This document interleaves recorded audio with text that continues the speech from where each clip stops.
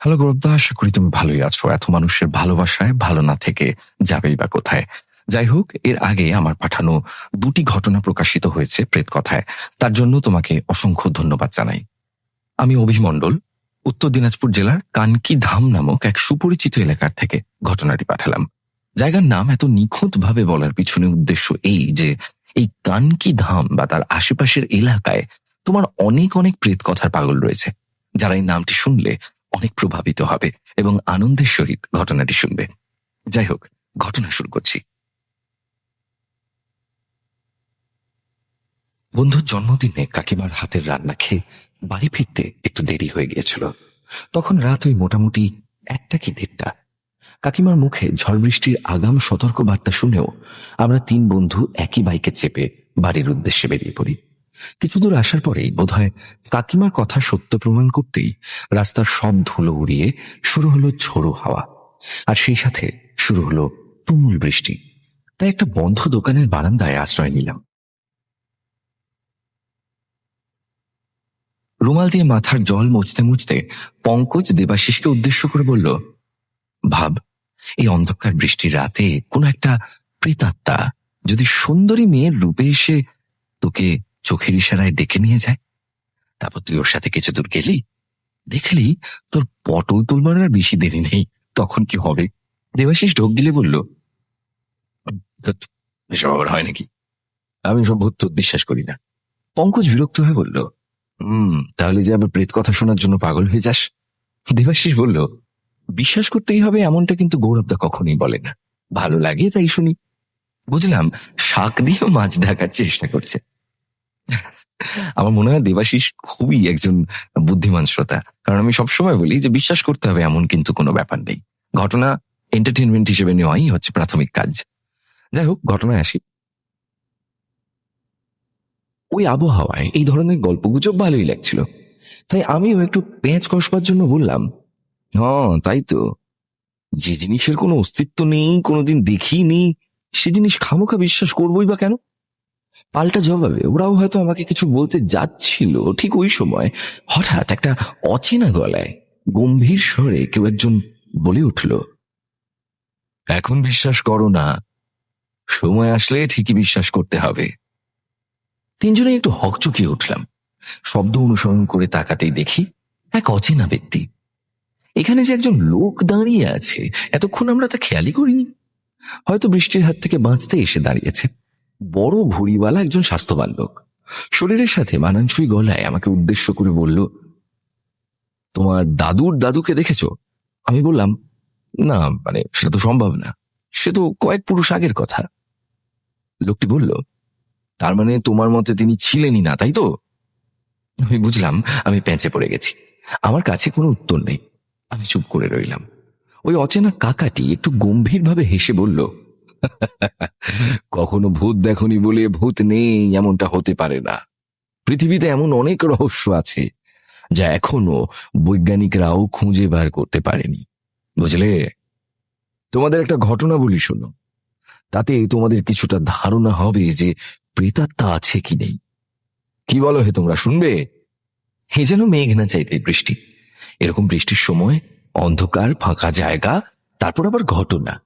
আমরা সবাই একসাথে সহমত জানিয়ে সেই বন্ধ দোকানের প্লাস্টার করে বানানো বসার জায়গায় বসে পড়লাম। সেই অচেনা কাকাটি বলতে শুরু করলো। উনি যেভাবে বলেছেন সেভাবেই বলছি। বছর ৩০ আগের কথা। একদিন হঠাৎ আমার সব থেকে কাছের বন্ধুটি এসে ভয় আর আতঙ্ক মেশানো স্বরে বলল, আমাকে বাঁচা ভাই, আমাকে বাঁচা, ওরা আমাকে বাঁচতে দেবে না রে, আমাকে একটু বুদ্ধি দে ভাই, আমি কি করলে ওদের হাত থেকে রেহাই পাবো আমি জানি না, আমাকে বাঁচা ভাই। এই কথাগুলো শুনে আমি কিন্তু একটু অবাক হইনি, কারণ এসব আমার কাছে নতুন না। প্রায় মাস ২ ধরে ওর মুখ থেকে এই ধরনের কথা শুনতে শুনতে আমি অভ্যস্ত। গ্রামের লোকজন বলে, বউ হারানোর শোকে ছেলেটি পাগল হয়ে গেছে। আসলে ছেলেটি ছোটবেলায় মা বাবাকে হারিয়েছিল। আপনজন বলতে তেমন কেউ নেই। প্রেম করে বিয়ে করেছিল, সুখেই সংসার করছিল। তার বউয়ের গর্ভে ৮ মাসের সন্তান ছিল। এই ৮ মাসের সন্তান গর্ভে নিয়ে বউটি হঠাৎ করে একদিন আত্মহত্যা করে। মরার আগে আঁচলে একটি চিঠি বেঁধে রেখে গিয়েছিল। চিঠিতে লেখা ছিল, আমি বিশ্বাস ভেঙেছি, আমার গর্ভে অবৈধ সন্তান, এই সন্তানের জন্ম দিয়ে আমি তোমাকে মুখ দেখাতে পারবো না, তাই বিদায় নিলাম, পারলে ক্ষমা করো। পাড়ার মহিলারা এখন বলাবলি করে, ওরকম চরিত্রহীন মেয়ে ছেলে থাকার চাইতে না থাকাই ভালো। ছ্যা ছ্যা, ডাইনি গেছে, ভালোই হয়েছে। তবে আমি জানি ভালোবাসার মানুষটিকে হারিয়ে কতটা অসহায় হয়ে পড়েছে ছেলেটি। তবুও ভাগ্য ভালো, মরার আগে চিঠিটা লিখে গিয়েছিল, তাই জন্য পুলিশ কাছারির কেসে পড়তে হয়নি। সে যাই হোক, এবার মূল ঘটনায় আসি।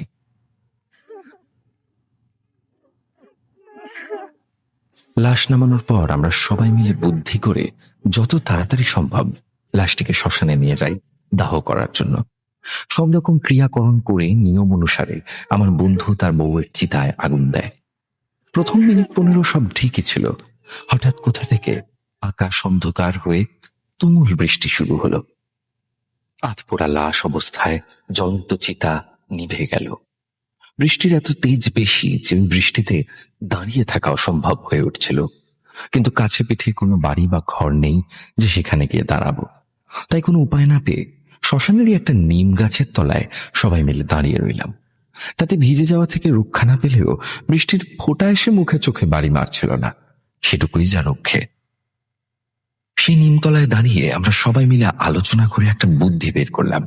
বৃষ্টি থেমে গেলে আবার নতুন কাঠ এনে পোড়ানোর কাজটা সম্পূর্ণ করতে হবে। এই ভেবে আমরা ঠায় দাঁড়িয়ে রইলাম সেই নিম গাছের তলায়। আমাদের তাড়াহুড়ো থাকলেও বৃষ্টির কিন্তু কোন রকম তাড়াহুড়ো নেই। অবিরাম ঝরে যাচ্ছে ঘন্টা 3 ধরে। ওদিকে ঠান্ডায় সবাই কাঁপতে শুরু করেছে রীতিমতো। এবার আমাদের মধ্যে থেকে জগাই কাকা হরিচাঁদ কাকাকে উদ্দেশ্য করে বলল, ওরে হরিচাঁদ, বলি এই বৃষ্টিতে তো আর টেকা যাচ্ছে না। এদিকে সবসময় সন্ধ্যাবেলার মতো হয়ে আছে, কখন হঠাৎ অন্ধকার নেমে আসবে তারও তো কোনো বোঝার উপায় নেই। বলি লাশটাকে পুঁতে দিলে কেমন হয়, একটু ভেবে দেখো তো। ভেবে দেখলাম কথাটা জগাই কাকা খারাপ বলেননি। সবাই একসাথে বলে উঠল, হ্যাঁ হ্যাঁ, সেই ভালো সেই ভালো, তাই হোক। অবশেষে সবার মতে সেই আধপোড়া লাশটাকে চিতা থেকে নামিয়ে গর্ত করে সেই গর্তে পুঁতে ফেলা হলো। বাড়ি যাবার পথে জগাই কাকা আমার বন্ধুকে উদ্দেশ্য করে বলল, বুঝলে গৌতম, পিণ্ডদানটা তাড়াতাড়ি করে ফেলো, যত তাড়াতাড়ি কাজটা করে ফেলবে ততই মঙ্গল। সেরকমটাই করা হলো। 3 দিনের মাথায় ব্রাহ্মণ ডেকে ওর বউয়ের আত্মার শান্তি কামনার্থে পিণ্ডদান করা হলো। সেই পর্যন্ত মোটামুটি সব ঠিকই ছিল, কিন্তু তার কয়েকদিন পর থেকেই আমার বন্ধুর এই অবস্থা। পাগলের ন্যায় বকে, কখন কি বলে তার কোনো মাথা মুন্ডু নেই। পাড়ার লোকজন ওর পাগলামিতে অতিষ্ঠ হয়ে উঠেছে। আমি প্রথম প্রথম কিছুদিন ওর বাড়িতে গেলেও বেশ কিছুদিন হয় যে আমার আর যাওয়া হয়ে ওঠে না। আজ আমার সাথে ওর দেখা প্রায় মাসখানেক পরে। আমি আমার বন্ধুকে উদ্দেশ্য করে বললাম, শরীরের এই কি অবস্থা করেছিস, প্রত্যেকটা হাড় তো আলাদা করে গোনা যাবে রে। কিন্তু আমার কথা যেন ওর কানেই গেল না। ওর নিজের মতন করে সেই কথাগুলো বারবার আওড়ে যাচ্ছে। ইতিমধ্যে আমার গিন্নি দুজনের জন্য জল খাবার দিয়ে গেছে। আমি খাবারের দিকে দেখে একটু ধমক দিয়ে বললাম, এখন একটু চুপ কর, আগে খাবার খেয়ে নে, তারপর তোর সব কথা শুনবো। নে, খেয়ে নে, খেয়ে নে। আমার ধমকেও চুপ করলো ঠিকই, কিন্তু খাবারের দিকে ওর লোভ বা ইচ্ছে কোনোটাই দেখতে পেলাম না। ও বোধ হয় কোনো এক আতঙ্কে ভুগছে। ওর চোখে মুখে আতঙ্কের ছাপ নিশ্চিত, কিন্তু সেটা যে কি তা গ্রামের লোকজন বা আমি হয়তো বুঝতে পারছি না, অথবা ও আমাদেরকে বোঝাতে পারছে না। এবার আমি ওকে জিজ্ঞাসা করলাম, তোর কি হয়েছে বলতো? পাড়ার লোক তোকে পাগল বলে, জানিস তো? তোর এই মাথা মুন্ডুহীন বকবকের মাথা মুন্ডু খুঁজতে গিয়ে আমার মাথা খারাপ হয়ে যাচ্ছে। তুই একটু খোলসা করে বলবি যে কি হয়েছে, তাতে তোর মনটাও হালকা হয় আর আমিও তোকে একটু সাহায্য করার কোনো একটা দিক খুঁজে পাই। উত্তরে ও শুকনো খড়খড়ে গলায় বলল, আমার শালি আজকে মারা গেছে। ওর কাছ থেকে এরকম একটা সংবাদ শুনবো এটা মোটেও আশা করিনি। আমি বললাম, বলিস কি, কি হয়েছিল? ও বলল, মারা গেছে বললে ভুল হবে, ওকে ওকে ওরা মেরে ফেলেছে রে। গলায় ফাঁস লাগিয়ে মেরে ফেলেছে। ওরা খুব ভয়ানক। ওরা আমাকেও ছাড়বে না, আমাকেও মেরে ফেলবে, ওরা আমাকেও মেরে ফেলবে। আমি আবার একটু ধমকের সুরে বললাম, দেখ এবার কিন্তু বাড়াবাড়ি হচ্ছে। হেয়ালিপনা ছেড়ে সোজাসুজি বলবি যে কি হয়েছে। ওরা কারা, কাদের কথা বলছিস তুই? কিছুক্ষণ চুপ করে থেকে ও বলতে আরম্ভ করলো, পিণ্ডদানের পরদিন শ্বশুর বাড়ির লোকজন বাড়ি চলে যায়, আর আমি সব হারিয়ে এক নিঃস্ব মানুষের মতন থাকতে শুরু করি একা। একদিন রাতে আমি ঘরে বসে সিগারেট খাচ্ছিলাম, হঠাৎ দেখি আমার ঠিক সামনে একজন মহিলা দাঁড়িয়ে আছে। ভালো করে খেয়াল করতেই দেখি আমার বউ আমার দিকে হিংস্র দৃষ্টিতে তাকিয়ে আছে। সেটা দেখে আমার সারা শরীরে একটা শিহরণ খেলে গেল। আবার একটু পরেই যেন সে হাওয়ায় মিলিয়ে গেল। আমি বাকি সিগারেটটুকু শেষ করতে করতে ভাবলাম, সারাক্ষণ এই নিয়ে চিন্তা ভাবনা করার কারণে হয়তো হ্যালুসিনেশন হচ্ছে। না, যা আবার হয়েছে এই নিয়ে আর ভাবনা চিন্তা করা যাবে না, যাই ঘুমোই বলে আমি বিছানায় গিয়ে শুয়ে পড়লাম। অনেক চেষ্টার পর একটু ঘুম এসেছিল, কিন্তু কতক্ষণ ঘুমিয়েছি ঠিক বলতে পারি না। হঠাৎ মাঝরাতে আমার ঘুম ভেঙে যায়। একটা কড়া ধূপের গন্ধ আমার চারিপাশে। প্রতিদিন সন্ধ্যাবেলায় আমার বউ যে ধূপটা ধরাতো, হুবহু সেই ধূপের গন্ধ। কিছুক্ষণের জন্য আমি ভুলে গিয়েছিলাম যে আমার বউ আর বেঁচে নেই। পরক্ষণেই আমার ঘোর কাটল। এই ধূপের গন্ধে আমার দম যেন বন্ধ হয়ে যাচ্ছে। আমি কিছুতেই শ্বাস নিতে পারছি না। অনেক কষ্টে হাতড়ে হাতড়ে লাইটের সুইচটা দিতেই দেখি সারা ঘর ছেয়ে গেছে ধোঁয়ায়। কিন্তু কোথায় ধুনুচি? কে জ্বালালো ধুনুচি? কোথা থেকেই বা আসছে এই শ্বাসরুদ্ধকর ধোঁয়া? সেসব ভাবার এখন আর সময় নেই। আমি কোনোভাবেই শ্বাস নিতে পারছি না। চোখে ঘোলা দেখতে শুরু করেছি। আমি আমি আর এক মুহূর্তই ঘরে থাকতে পারছি না। এখন আমাকে যে করেই হোক বাইরে যেতেই হবে। বিছানা থেকে হুড়মুড় করে উঠে দরজা খুলে বাইরে বেরোতে যাচ্ছি, ঠিক এমন সময় টের পেলাম কে যেন আমার পা টেনে ধরেছে। তবু অনেক কষ্টে জোর খাটিয়ে বাইরে বেরিয়ে বুক ভরে শ্বাস নিচ্ছি। ঠিক এমন সময় পায়ের দিকে তাকিয়ে দেখি একটা সদ্যজাত বাচ্চা অনেক শক্ত করে আমার পা জড়িয়ে ধরে আছে। আমি ভয় কি করব বুঝে উঠতে না পেরে চিৎকার করে লাথি মারার ভঙ্গিতে পা দুটো সামনের দিকে ছুঁড়ে মারতেই সে বাচ্চাটি ছিটকে কয়েক হাত দূরে গিয়ে পড়ল। আমি ভয় কাঠ হয়ে সেখানে দাঁড়িয়ে রইলাম। আমার চিৎকার শুনে কিছুক্ষণ পরেই কি হয়েছে বলতে বলতেই পাশের বাড়ির দু একজন লোক ছুটে আসে। আমি ওনাদের বলতে গিয়ে দেখি কোথায় সেই বাচ্চা আর কোথায় সেই ধোয়া, কোনো কিছুরই চিহ্ন মাত্র নেই। আমি ওনাদের বোঝাতে গেলে ওনারা উল্টে আমাকে এসে বোঝায় যে আমাকে রেস্ট নিতে হবে, তাহলেই সব ঠিক হয়ে যাবে। দিন কয়েক পরের কথা, সেদিন রাতে আমি হোটেল থেকে খাবার খেয়ে বাড়ি ফিরে ঘরে ঢুকবার জন্য যেই না দরজা খুলেছি, দেখি আমার ঠিক সামনেই আমার বউ দাঁড়িয়ে আছে। গলায় শুকিয়ে যাওয়া ফাঁসির দাগ, আর হাতে সেই ফাঁসির দড়ি। দড়িটা আমার দিকে এগিয়ে দিয়ে বলছে, এসো এসো, এই নাও দড়ি, নাও।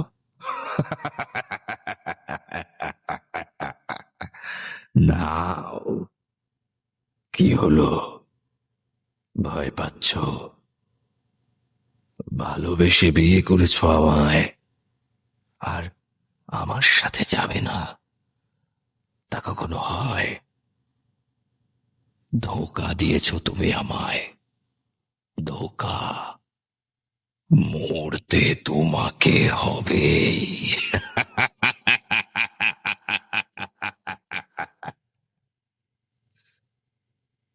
তারপর হঠাৎ হাওয়ায় মিলিয়ে গেল।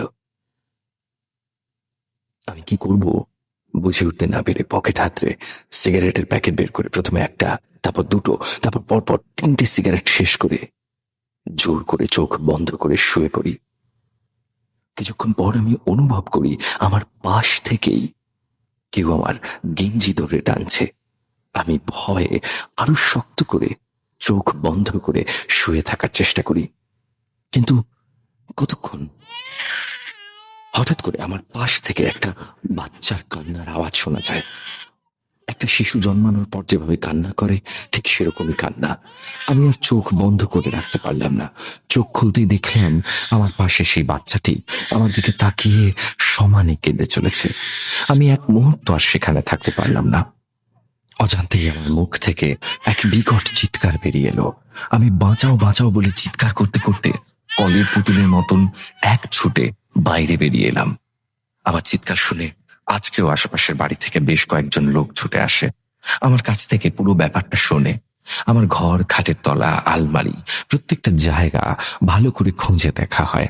বাচ্চা তো দূরের কথা, সন্দেহজনক কিছুই খুঁজে পাওয়া যায় না। সবাই বিরক্তির সুরে বলা বলি করছিল, ধুর, খামোখা রাত দুপুরে ঘুম নষ্ট। ঘরে যদি বাচ্চা থাকতোই তাহলে হঠাৎ করে বাচ্চাটা কি হাওয়ায় উড়ে গেল নাকি? যত সব, মাথা খারাপ হয়ে গেছে। সবাই আমাকে পাগল ভেবে যে যার বাড়ি চলে গেল। যাবার সময় জগাই কাকা বলে গেলেন, বেশি চিন্তা করো না, চিন্তা করাটা তোমার একটু বেশি হয়ে যাচ্ছে, পারলে একটা ভালো ডাক্তার দেখাও। দিনের পর দিন এই ঘটনাগুলো চলতে লাগলো। এখান থেকে প্রায় প্রতিদিনই আমার বউ ছোট্ট বাচ্চাটিকে কোলে নিয়ে আসে। সে ফাঁসির দড়িটি আমার দিকে এগিয়ে দিয়ে বলে, এসো এসো, যাবে না তুমি আমার সাথে? ধোঁকা দিয়েছ তুমি আমায়, মরতে তোমাকে হবে।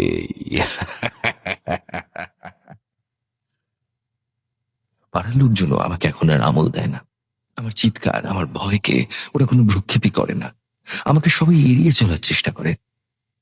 আবার কেউ কেউ কানাকানি করে যে আমি নাকি পাগল হয়ে গেছি।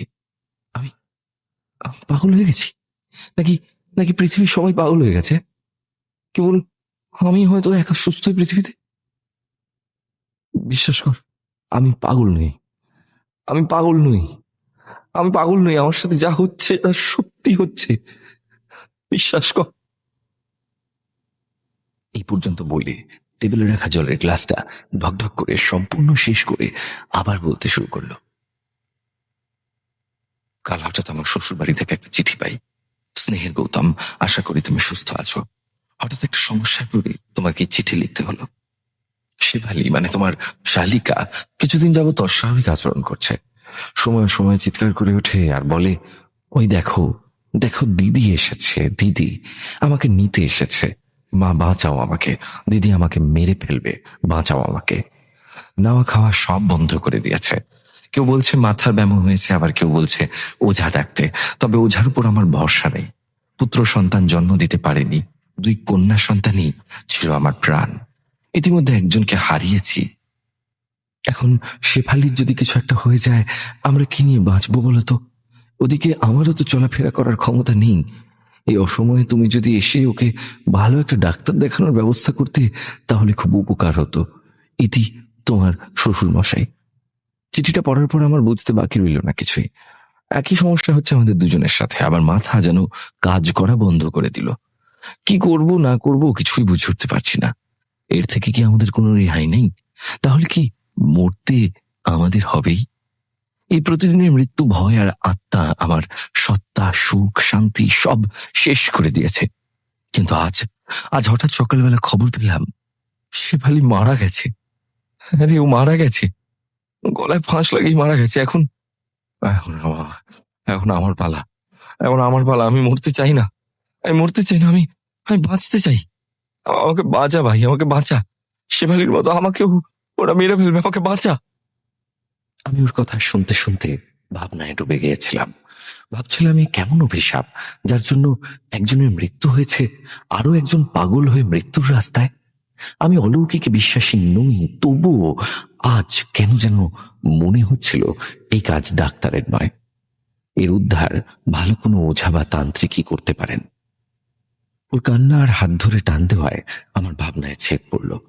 আমি একটু হকচকিয়ে উঠে ওকে বললাম, আহ হ্যাঁ হ্যাঁ, চুপ কর চুপ কর, আমি দেখছি কি করা যায়। তুই তুই এখন বাড়ি যা, আমি ভালো একটা ওঝা বা তান্ত্রিকের খোঁজ পাই কিনা দেখি। এই বলে আমি উঠে পড়লাম। গৌতম বাড়ির দিকে রওনা হলো, আর আমি রওনা হলাম তান্ত্রিকের খোঁজে। ভালো একটা তান্ত্রিকের খোঁজ করে তার সঙ্গে দেখা করে সম্পূর্ণ ঘটনা বললাম। উনি আসবার জন্য রাজি হলেন পরদিন বিকেলে, কারণ সন্ধ্যায় উনি নাকি ওনার কাজ শুরু করবেন। আর কি কি জোগাড় করতে হবে তার একটা ফর্দ বানিয়ে দিলেন। আমি পরের দিন ভোরবেলায় ফর্দটা বুক পকেটে পুরে নিয়ে বেরিয়ে পড়লাম আমার বন্ধুর বাড়ির উদ্দেশ্যে। ওর বাড়ির কাছাকাছি যেতেই শুনতে পেলাম অনেক মানুষের কোলাহল। প্রথম ভাবনাতেই আমার মাথায় যা আসলো সেটা এটা ছাড়া আর কিছু হতে পারে না। আমি ওর বাড়ির দিকে দৌড় লাগলাম। বাড়ির ভেতরে ঢুকতেই দেখি পুরো গ্রাম শুদ্ধ লোক এসে ভিড় করেছে। অনেক কষ্টে ভিড় ঠেলে ভিতরে ঢুকে দেখি ওর লাশ, ওর বউয়ের লাশ যেখানে ঝুলছিল ঠিক সেখানেই ঝুলছে ওর নিজের লাশটাও। লাশটাকে এখনো নিচে নামানো হয়নি। এতে পুলিশ এসে কিছু বলে সেই ভয়ে হয়তো। আমি আমার বন্ধুর লাশের দিকে তাকিয়ে বাকরুদ্ধর মতো দাঁড়িয়ে রইলাম। নিজেকে অক্ষম বলে মনে হচ্ছিল। বন্ধুটি এত বোঝাবার চেষ্টা করছিল, তবুও আমরা ওকে একবার বোঝার চেষ্টা করিনি। পাগল বলে উড়িয়ে দিয়েছিলাম। অজান্তেই চোখ চলে গেল আমার বুক পকেটের ফর্দর দিকে। ইস! তারপরে আবার লাশের দিকে তাকাতে গিয়ে হঠাৎ চোখ গেল ঝুলন্ত লাশের ঠিক পায়ের নিচেই পড়ে থাকা একটি কালো ডায়েরির উপর। আমি পাশের লোকটিকে জিজ্ঞাসা করলাম, আপনারা খুলে দেখেছেন কি ওই ডায়েরিটা? ওটা কিসের ডায়েরি? পাশের লোকটি বিরক্তির সুরে বলল, ওসব পুলিশ এসে দেখবে এখন। ওসবে হাত দিয়ে আবার পাগল মারার মোকদ্দমায় জেলে যাবো নাকি? হ্যাঁ। এবার আমি সাবধানে এগিয়ে গিয়ে ওই ডায়েরিটা তুলে নিলাম। ভিড় থেকে বাইরে বেরিয়ে ডায়েরিটার পাতা উল্টালাম। দেখি কাঁপা কাঁপা হাতে বেশ কয়েক পাতার লেখা। আমি পড়তে শুরু করলাম। ডায়েরিটাতে লেখা আছে, ধোঁকা দিয়েছি, মরতে তো আমাকে হবেই। এই পাগল হয়ে নরকবাস করার থেকে মরে যাওয়াই বোধহয় সুখের। তাই আজ এই ডায়েরিতে আমার জীবনের কিছু লুকোনো সত্যি কথা সবাইকে জানিয়ে যেতে চাই, যার শাস্তি একটাই, মৃত্যু।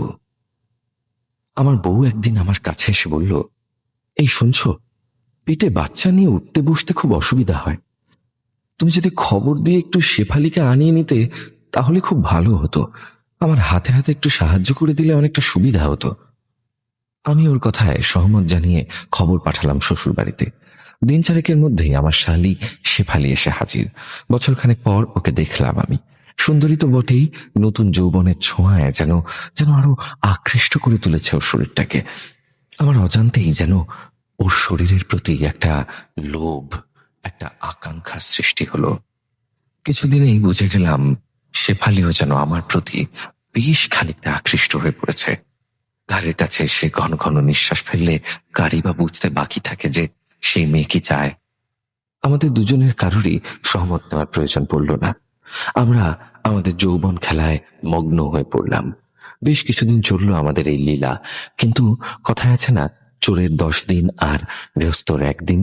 সেই হলো আমাদের সাথে। আমরা একদিন সেই লীলায় মগ্ন। সেই সময় আমার মাথায় এক ভীষণ আঘাত অনুভব করি, আর একটু হলেই বোধহয় অজ্ঞান হয়ে যেতাম।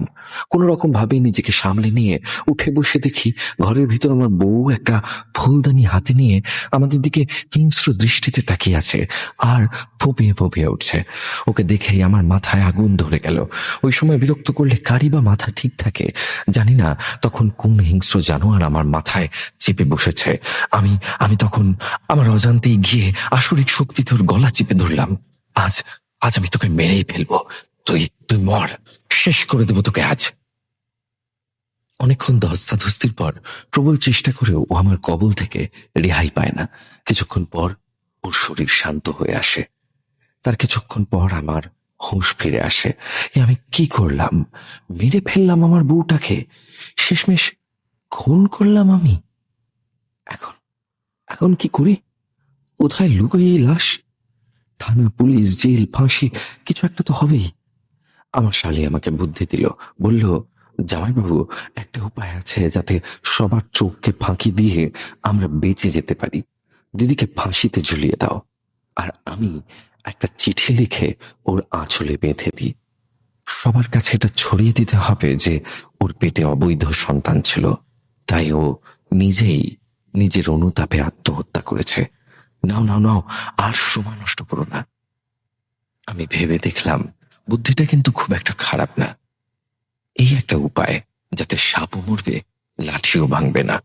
ঝটপট আমরা আমার বউকে ফাঁসিতে ঝুলিয়ে আঁচলে সেই চিঠিটা বেঁধে দিলাম, আর পাড়ার লোককে চিৎকার করে জানিয়ে দিলাম আমার বউ ফাঁস দিয়েছে। ওর আঁচলের চিঠিটা পেয়ে কেউ আমাদের কোনো রকম সন্দেহ করলো না। বরঞ্চ ওকেই যত সব নষ্ট মেয়ে ছেলে বলে তিরস্কার করতে লাগলো গ্রামের লোকজন। সবার চোখে ধুলো দিয়ে আমরা মুক্তি পেলাম। কিন্তু কেউ জানতে না পারলেও একজন, হ্যাঁ একজন, সব দেখেছে। আমায় যেতে হবে সেখানে, আমায় ডাকছে, আমায় যেতে হবে। এই ছিল অচেনা কাকার মুখ থেকে শোনা একটি ঘটনা। ভালো লাগলে অবশ্যই পড়ে শুনিও তোমার প্রেত কথায়। আর শ্রোতাদের উদ্দেশ্যে বলছি, ঘটনাটি কেমন হয়েছে কমেন্ট করে অবশ্যই জানিও। তোমাদের কমেন্ট পেলে আমি আরো ঘটনা কালেক্ট করার আগ্রহ পাবো এবং আরো ঘটনা পাঠানোর জন্য আগ্রহী হব। শুক্রবার এবং রবিবারের রাত মানেই ভয় পাওয়ার রাত উইথ গৌরব। দুর্ধর্ষ একটি ঘটনা শুনলাম অভির কাছ থেকে এবং আমার মনে হয় অভির আরো ঘটনা পাঠানো উচিত। কারণ প্রেত কথায় আমরা প্রত্যেক বছর এমন নতুন কিছু মানুষদেরকে পাই যারা আমাদের মুগ্ধ করেন তাদের লেখনীর মাধ্যমে, যারা কিনা খুব ডেডিকেটেডলি ঘটনা কালেক্ট করেন প্রেত কথার জন্য। এই সকল মানুষকে আমাদের তরফ থেকে অনেক অনেক ভালোবাসা, শুভকামনা। এবং আমি শুভকে ইনসিস্ট করব শুভ যেন আরো ঘটনা আমাদেরকে পাঠায়, কারণ শুভর মতো এমন মানুষজন আমাদের প্রেত কথাকে এগিয়ে নিয়ে যাওয়ার জন্য খুব দরকার, যারা প্রেত কথাকে নিঃস্বার্থভাবে ভালোবেসে সবসময় ঘটনা কালেক্ট করছে। এবং আপনিও যদি ঘটনা পাঠাতে চান শুভরই মতন, তাহলে আমাদেরকে মেইল করুন আপনার জীবনে ঘটে যাওয়া কোনো সত্য ভৌতিক ঘটনা অথবা আপনার শোনা কোনো সেরা সত্যি ভৌতিক ঘটনা আমাদেরকে পাঠিয়ে দিন প্রেতকথা@gmail.com অথবা প্রেতকথার ফেসবুক পেজ ইনবক্সে লিখে পাঠান ঘটনা। সমস্ত লিঙ্ক দেওয়া রয়েছে ডেসক্রিপশন সেকশনে। এছাড়া আমাদের আরেকটি উইং গৌরব তপাদার ব্লগস, এই চ্যানেলটিকে সাবস্ক্রাইব করতে ভুলবেন না। যদিও নামের মধ্যে ব্লগস আছে কিন্তু ব্লগ কোনো দিই না, এখানে বেশিরভাগ সময় আমি পডকাস্ট আপলোড করে থাকি। প্রেত কথার একটা এক্সটেন্ডেড পার্ট, যারা কিনা প্রেত কথার এক্সট্রা এপিসোড শুনতে চান তারা ওই পডকাস্টগুলি কিন্তু খুব সহজেই শুনে নিতে পারেন। আমি চলে যাচ্ছি আজকের আমাদের পরবর্তী ঘটনায়। পরবর্তী ঘটনা যিনি পাঠিয়েছেন তিনিও আপনাদের সকলের খুব প্রিয়, তৃষা। আমাদের মধ্যে তৃষা অনেক দিন ধরেই তৃষা আমাদেরকে ঘটনা পাঠায় এবং তৃষা বিশেষ করে 463 এবং 478 নম্বর এপিসোডে ওর এক দাদুর কাছ থেকে শোনা দুটি ঘটনা শুনিয়েছিল। এবং আজকে বেশ ছোট একটা ঘটনা যা ওর দাদুর বাবার এক বন্ধুর সঙ্গে ঘটেছিল, সেই ঘটনাটাও আমাদেরকে শোনাবে। এবং যারা যারা এই দাদুর সিরিজটা শোনেননি, মানে দাদুর ঘটনাগুলি শোনেননি, তাদের বলবো 463 এবং 478 এই দুটো নম্বর এপিসোডে গিয়ে আপনারা প্লিজ একবার শুনে নিন যে দাদুর ঘটনাগুলি কেমন লেগেছিল আপনাদের, বা নতুন করে একবার শুনে নিন। লিখছেন, আমাকে আমার দাদু যেভাবে ঘটনাটি বলেছিলেন ঠিক সেভাবেই তুলে ধরার চেষ্টা করছি। আমার দাদুর বাবার এক বন্ধু যার সঙ্গে ঘটনা ঘটেছিল এবং সে বন্ধুর নাম শ্যামাপ্রসাদ মুখার্জি। সময়টা তখন ঊনবিংশ শতাব্দী, ভারতের স্বাধীনতা লাভের পরের ঘটনা। একদম সঠিক সাল দাদুর মনে না থাকলেও ঘটনার সম্ভাব্য সাল ওই 1948 বা 1949 হবে। আমার দাদুর বাবা ছিলেন সেই সময়ে ইন্ডিয়ান আর্মিতে। সেই সময় দাদুর বাবা এবং তার বন্ধুরা 6 মাসের জন্য ডিউটি করত ভারত এবং পাকিস্তানের সীমান্তবর্তী কোনো এক অঞ্চলে। ডিউটি জয়েন করার আগে শ্যামা দাদু তার বউ, ছেলে, মেয়েকে তার শ্বশুর বাড়ি গদখালিতে রেখে আসে এবং তার সাথে বেশ কিছু নগদ টাকাও সে তার বউয়ের হাতে দিয়ে দেয়। তো তারপরে সে ডিউটি জয়েন করে এবং দেখতে দেখতে 6 মাস কেটেও যায়। তখন যেহেতু মোবাইল ফোন ছিল না, তাই গত 6 মাসে শ্যামা দাদু তার পরিবারের সঙ্গে যোগাযোগ করতে পারেননি। আর শ্যামা দাদু এবং আমার দাদুর বাবা এমন একটি জায়গায় ছিলেন ডিউটিতে যে সেখানে যুদ্ধে নিজের প্রাণ রক্ষা এবং দেশকে রক্ষা করা ছাড়া আর কোনো কিছুই করা যাচ্ছিল না। ফলে পরিবারের সঙ্গে যোগাযোগ তো দূরের কথা, দেশে কি হচ্ছে সেই খোঁজ খবরও তারা পায়নি। যাই হোক, শ্যামা দাদু তার শ্বশুর বাড়ি যাওয়ার জন্য রওনা দেয়। সে এসে পৌঁছয় গদখালি স্টেশনে।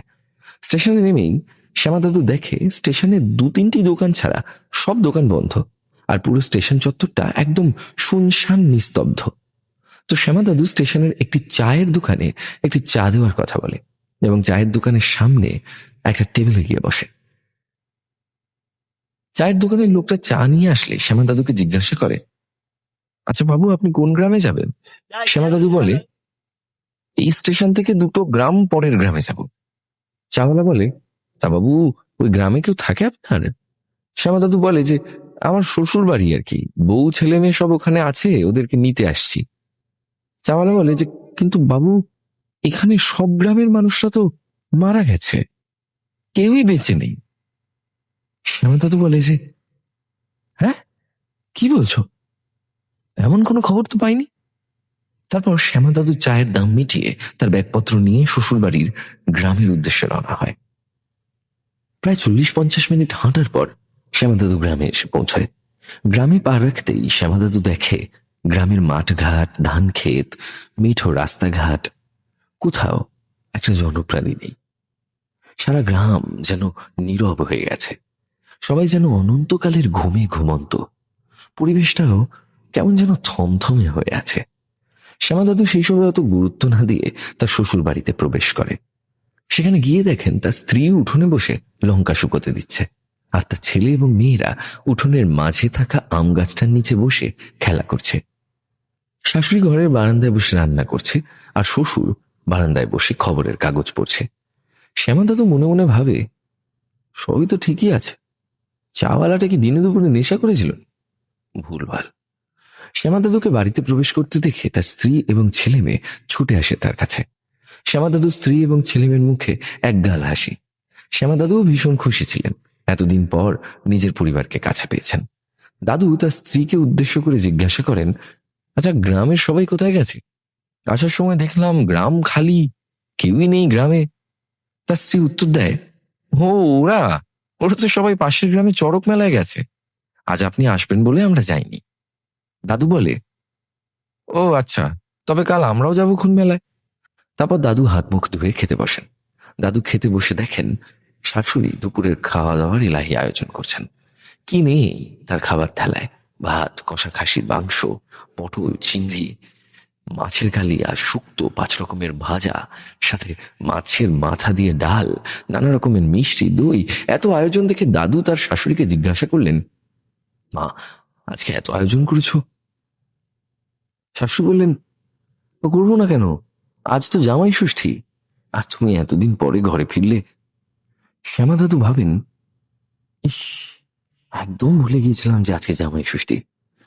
তারপর দাদু খাওয়া দাওয়া শেষ করে হাত মুখ ধুয়ে ঘরের বারান্দায় বসে হাত পাখার হাওয়া খাচ্ছেন, আর গ্রামের মনোরম পরিবেশ উপভোগ করছেন। তবে জ্যৈষ্ঠ মাসের প্রচন্ড গরমে বাতাসটাও যেন বেশ ভারী অনুভূত হচ্ছে। দমকা উষ্ণ বাতাস এসে দাদুর গা স্পর্শ করে যাচ্ছে। হঠাৎ দাদুর শাশুড়ি দাদুর কাছে এসে বলেন, আচ্ছা বাবা, তুমি কি গাছের আম খাবে? দাদু তাকিয়ে দেখে উঠোনের মাঝে থাকা আম গাছের বেশ আম ধরেছে জ্যৈষ্ঠ মাসের আবহে, এবং আমগুলো পেকে সোনালি হলুদ রং ধারণ করেছে। দাদু বলে, হ্যাঁ নিশ্চয়ই। তারপর দাদু যা দেখেন সেটার জন্য সে মোটেই প্রস্তুত ছিলেন না। আমি শ্যামা দাদুর ভাষ্য মতে লিখছি। আমি দেখি নিমেষের মধ্যেই শাশুড়ির হাতটা বিশাল লম্বা হয়ে গেল। তার হাতটা কম করে 20 থেকে 25 ফুট মতো লম্বা হয়ে গেছে। শাশুড়ি সেই হাত দিয়ে উঠোনের মাঝে থাকা আম গাছ থেকে একটা আম পেড়ে আমার সামনে নিয়ে এলো। আমি হতবাক হয়ে এক দৃষ্টিতে নিচে আমের দিকে চেয়ে থাকি, আর ভাবতে থাকি, এসব আমি কি দেখছি? কোনো মানুষের পক্ষে এটা কি করে সম্ভব? এই সব ভাবতে ভাবতেই আমার চোখ যায় শাশুড়ির পায়ের দিকে। আমি দেখি তার দুটো পা মেঝে থেকে অনেকটা উপরে, যেন হাওয়ায় ভাসছে। তারপর মাথাটা তুলে আমি যা দেখি তা দেখে আমার আত্মারাম খাঁচা হয়ে যায়। আমি দেখি শাশুড়ি সহ পরিবারের সবাই আমার সামনে দাঁড়িয়ে আছে। প্রত্যেকে যেন শূন্যে ভেসে বেড়াচ্ছে, আর তাদের চোখগুলো মৃত মাছের মতো ঘোলাটে ধরনের, মুখ সাদা ফ্যাকাশে, যেন সবার মৃত লাশ আমার সামনে দাঁড়িয়ে আছে। আর সাথে সবার মুখে এক ধরনের পৈশাচিক হাসি প্রত্যক্ষ করা যাচ্ছে। আমার ছোট ছোট ছেলে মেয়েগুলোর চেহারার কি পরিণতি হয়েছে, এটা দেখে সব থেকে অবাক লাগে। আমি তো দুপুর এখানে এসেছিলাম, এখন রাত কিভাবে হয়ে গেল? চারিদিক গাঢ় কালো অন্ধকারে ছেয়ে গেছে, যেন সময়টা থমকে গেছে মাঝরাতে। নানান প্রশ্নে মাথাটা ঝিমঝিম করে ওঠে। এমন দৃশ্য দেখে আমার সারা শরীর অবশ হয়ে যায়। আমার দেহ সম্পূর্ণ কংক্রিটে পরিণত হয়েছে। বুকের ভিতরে হৃৎপিণ্ডটা যেন হাতুড়ি পেটা করছে। পিঠের শিং দ্বারাবে শীতল বরফ কুচি নেমে যাচ্ছে অনবরত। শাশুড়ি তার হাতে থাকা একটা আম আমার দিকে বাড়ি দিয়ে বলে, কে গো জামাই, নাও আমটা। তুমি আম খাবে বললে যে, নাও, নাও খাও। সেই সময় আমি কি করব বুঝতে পারছি না। এইসব কি হচ্ছে আমার সাথে? যেন কোনো কিছুই আমার বোধগম্য হচ্ছে না। শুধু এটুকু বুঝতে পারছি, এখানে থাকলে আমার মৃত্যু নিশ্চিত। আমি আমার ব্যাগপত্র না নিয়েই সেখান থেকে দৌড় দিই। আমি প্রাণপণে স্টেশনের উদ্দেশ্যে ছুটতে থাকি। আমি যত সামনের দিকে এগোতে থাকি, পিছন থেকে তাদের ভয়ানক হাসির আওয়াজ আমাকে তত তাড়া করতে থাকে। আমি যত এগোচ্ছি, তাদের হাসির আওয়াজটা ততটাই তীব্রতর হচ্ছে। আমি ছুটে চলেছি। আমি জানি না আমি কোন দিকে যাচ্ছি। আমি সামনে যত এগোচ্ছি, আমি যেন জমাট বাঁধা অন্ধকারে হারিয়ে যাচ্ছি। চোখের সামনে শুধু ঘন অন্ধকার ছাড়া কিছুই চোখে পড়ছে না।